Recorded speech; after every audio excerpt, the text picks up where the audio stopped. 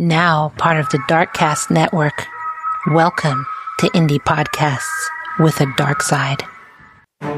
On Saturday, November 26, 2022, just before 8 p.m., Gwent police officers arrived at an end-of-terrace home on Maes y Felin in Wildmill, Bridgend, Wales. The visit was part of a fraud investigation into the possible mis-selling of clothes meant for charity. But when officers stepped inside, they noticed a foul smell that drifted from upstairs, growing stronger as they climbed higher. One officer compared the odor to fish food. The odor brought them to the attic, and when the attic hatch was pulled open, the smell got worse. The officers described the strengthening smell as resembling, quote, rotting flesh. Police found a large bundle of bed sheets containing a, quote, dense object. When the officers carefully inspected, they found that this bundle had multiple layers and it looked like it was concealing something. It was a tightly tied trash bag that had another trash bag inside. And inside of that was a third trash bag. By the time they reached the third trash bag, inside they found an orange bag containing a duvet cover. The duvet cover had brown stains on it, and the officer instantly realized within the towels were the remains of a human baby lying on their right side, and their right hand had begun to decompose. Crime scene investigators were immediately called, and during a further search, another shocking discovery was made. The body of a second baby concealed in an airing cupboard. Welcome, lambs. Welcome to Love and Murder, Heartbreak to Homicide, your weekly true crime podcast that tells you stories of relationships that have turned deadly. I'm Kai, and I bring you these cases with the victim in mind. So along the way, you might hear a little bit of ranting and a little bit of raving. So look out for that. If you like what we do here, then don't forget to hit follow or subscribe on whatever platform you're listening from. And if you want even more, bonus episodes, case extras, ad-free listening, and the brand new Deadly Duo series, head over to our Patreon, patreon.com/Love and Murder. You can even sign up for free, and you still get some perks if you do. But when you join one of our bonus tiers, you're also becoming the voice of the victims and helping keep this show going. Patreon.com/Love and Murder. Now, without further ado, grab your butts, grab your delicious glass of apple juice, and let's get back to this case of love and murder. Neighbors watched as police quarantined the house, sealed off the communal back garden, and erected a forensic tent that stayed in place for days. One neighbor, 25-year-old Maria Jones, remembered seeing, quote, about 10 vehicles together, including forensic investigation vans. Another said, quote, they had a baby in there, but I didn't know there were two babies. It's devastating. Police immediately arrested 29-year-old mother of 5, Egle Žilinskaitė. Now, I don't know if her name is said correctly. I had to search everywhere just for the pronunciation of the first name, at least, because it's a Lithuanian name. So I'm not sure. I wasn't sure how to say it, and I wasn't sure how to say the last name. I did find the first name, couldn't find the last name in pronunciation. So you can look on the title of the episode, or you can even look in the show notes so you can see how it's spelled. And if you want to correct me on the pronunciation of the last name, thank you very much. But please don't be offended that I pronounced it that way, because I'm not sure how to pronounce it. So they arrested Egle, and they arrested 47-year-old van driver Žilvinas Ledovskis. Again, I'm not sure how to pronounce his name. And they arrested another 37-year-old man. The Lithuanian couple had been in the Wildmill property for about a year before the discovery. Neighbors said they seemed friendly, but communication was limited because of language barriers. One neighbor remembered that baby toys had been delivered in the weeks before the bodies were found. Another neighbor said she had, quote, never known the woman to be pregnant, and remembered that Egle always wore very baggy clothes. Now, while they were living in the house, what they didn't know was that investigators had been steadily building a case against them dealing with charity fraud. A pathologist was brought to the scene to examine the infants, referred to as baby A and baby B. Both were determined to be, quote, severely decomposed male infants who had reached full term. The remains were transported to the University Hospital of Wales in Cardiff for post-mortem examinations to determine more details about these concealed births. Medical examinations later confirmed that the two babies were both the biological children of Egle and Zylvanus. They were both full siblings, but not twins, which you know what that means. They were born at different times. Severe decomposition made it impossible to determine an exact cause of death, but experts concluded it was not unreasonable to believe that they were stillborn based on the presence of the placental membranes and the umbilical cord found with the remains. What investigators were able to figure out at another address, Egle gave birth to baby A, who was stillborn. After delivering this child alone, Egle carefully wrapped and concealed the remains instead of seeking medical assistance or reporting the birth. When she later moved to the Bridgend house in July 2021, she brought baby A's remains with her. Then in September 2021, while 6 months pregnant, she gave birth to baby B at the Bridgend home. This second birth also happened without any medical supervision or notification to authorities, and he was stillborn as well. Then she hid this body within the house. After a thorough investigation by the South Wales Police, court appearances started. On February 20th, 2024, both Zylvanus and Egle appeared at Cardiff Magistrates Court. During this hearing, they were charged with 2 counts of concealing the birth of a child and 2 counts of preventing the lawful and decent burial of a body. They were then released on a conditional bail, which included surrendering their passports and being ordered not to contact each other. Now, I want to pause here. When do you think they made it law that you have to tell that you had a child? I understand why, because people could be having children willy-nilly and abusing them and doing whatever they want.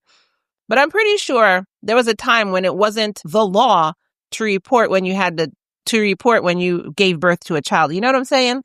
And actually, for some reason, before this case, I never thought about it. But I wonder when they actually made that a law. And this is Wales, so that'd be different countries. Like I would look up for the U.S. when they made that a law. But just on a whole, I wonder when that was made a law. Anyway, random thought, back to the case. Then on April 10th, 2024, both of them appeared at Cardiff Crown Court. Egle pled guilty to all 4 charges. A guilty plea meant that there was no need for a trial, as the defendant admitted to the charges. Her case was then adjourned for sentencing. Zylvanus pled not guilty to the same 4 charges. A not guilty plea typically leads to a trial where the prosecution must present evidence to prove the defendant's guilt. His trial was scheduled for November 25th, 2024. However, on May 2025, after the Crown prosecution had reviewed the evidence, they decided not to proceed with his trial. With that, Judge Tracy Lloyd Clark formally acquitted him of all charges, and that was it for him. On July 10th, 2025, Egle appeared at Cardiff Crown Court by herself for her sentencing hearing. During this hearing, the court was able to hear the entire story. Egle's defense said that she had a fundamental distrust of authorities based in experiences in Lithuania and in the UK. She also had a troubling behavioral pattern with having, quote, a history of denying that she was pregnant when challenged by health workers. She feared that if officials knew that she was pregnant, her children would have been taken away. The court heard the charge of preventing the lawful and decent burial of a body typically addressed several types of harm. Quote, the indignity and degradation caused to the deceased, the misery caused to the deceased's family and friends, and the impact and ability to have a decent funeral and burial. Also, such concealment, quote, may prevent an appropriate and timely investigation into the circumstances and cause of death. Her defense lawyer, Matthew Roberts, explained that Egle was suffering from depression and feared being blamed for the stillbirths. She also had a difficult relationship with an alcoholic and emotionally abusive partner. The defense emphasized that she was lonely and emotionally vulnerable with her mental state severely compromised. Quote, her emotions were all over the place. She didn't know what to do. The lack of support from her partner bred a household environment where Egle felt unable to safely disclose her pregnancies or seek appropriate medical care. So basically, with all that being said, what they really said was she mistrusted the person that she was living with, and she mistrusted the government. So this was her state of mind when the baby was stillborn. And remember, there's such a thing as postpartum depression, postpartum psychosis. Your hormones are going wacky because like soon as you have your baby, your hormones completely change. A lot of people don't understand this. You know, men are never going to get this. And even women who've never had babies are going to get this. And some people, you know, they do go through the hormone change, but it's not as severe. So they're not going to understand it either, or they might understand it a little bit. But you just have to think about the hormones are going wacky. So sometimes women who just had a baby are not thinking clearly. And she has all of this going on. And as I've heard it, some people who do have like either stillborn births or miscarriages, they do blame themselves, you know? So she had that also, and she didn't have any kind of support to turn to even talk about these emotions. Then on top of all of that, you know, she was worried that if they knew that she had these two babies, and in her thought process, again, she thought they would take away her children, you know? So I guess if you break it all down like that, I kind of understand where she was coming from. It's not like she murdered her children. They were stillborn. The court was also told that a funeral for the babies took place in May 2025, which provided extended family with some closure. Judge Lloyd Clark described Egle's approach as, quote, a deliberate decision not to seek assistance, saying that Egle had lived in fear of losing her family. And like I said, the judge is saying this now, she was afraid that the government could and would remove her children if necessary. Quote, I have taken your mental health at the time into account, applying the sentencing guidelines on sentencing offenders with mental disorders. The court recognized that while not excusing her actions, Egle's mental health issues represented a mitigating factor that influenced her behavior. Both court and the prosecution acknowledged that the deaths themselves were not her fault. The babies were likely stillborn. What brought her to trial, as the judge said, was her decision to hide them, wrapping the bodies in blankets and bags and concealing them in the attic and in the cupboard, and never telling anybody about their existence. That's why she was in court this day. Judge Lloyd Clark sentenced her to 2 years in prison, suspended for 2 years, along with 200 hours of unpaid work and a 15-day rehabilitation order. She was 31 years old by this time. So basically, she said you're sentenced to 2 years in prison, but you're also not sentenced to 2 years in prison. But then she had the 200 hours of community service. I guess in Wales, they call it unpaid work. In the U.S., we call it community service. And then she had a 15-day rehabilitation order. The judge told her, quote, while you have committed serious offenses, the deaths of your children were not your fault, and you have suffered the loss of 2 children at birth. You are not a risk or a danger to the public. Obviously, you have no history of poor compliance with court orders, as you are of previous good character. The judge also said that there was, quote, a realistic prospect of rehabilitation and strong personal mitigation. Judge Lloyd Clark made it clear that failure to comply with these requirements would result in Egle being, quote, returned to court when sentence will be activated unless unjust to do so. Side note, it was revealed that as soon as the bodies of the infants were found, Zilvanus broke up with Egle. I see where he's coming from. You know what I'm saying? He got in trouble for something he didn't do. It did turn out that authorities believed that he had no knowledge of this and he didn't help with the cover-up. I see where he's coming from. I wouldn't ask him to think rationally because he's alcoholic and abusive. But I would say if he were not those two things and he were a rational young man, I would tell him to maybe try and put yourself in her shoes and don't be so harsh to her. She wasn't thinking in her right mind. So maybe that's not a reason to really break up your family. But if you're an abusive prick, then already you don't care about anybody but yourself. So Now, I wanted to do this case because it shows sometimes the desperate lengths that people will go through when they're faced with fear, isolation, and then on top of that, a mistrust of the system, and at the same time, don't have emotional support at home.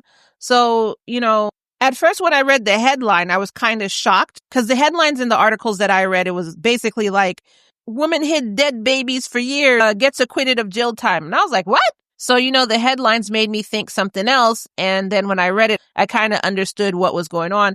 And I guess when I put out my episode and the headline, it's going to kind of be the same because you can't literally say the entire case in the headline. There's no way to, take 250 words or how many ever words it is, a short headline, and put the entire case in there.